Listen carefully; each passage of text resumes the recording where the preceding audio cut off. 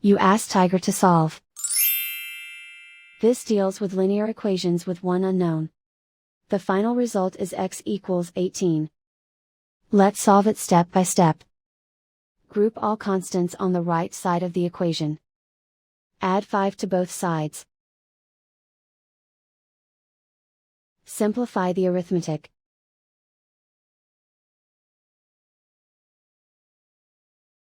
Isolate the x.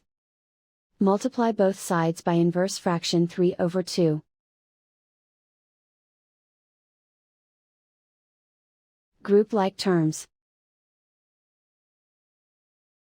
Multiply the coefficients. Simplify the fraction. Multiply the fractions. Simplify the arithmetic.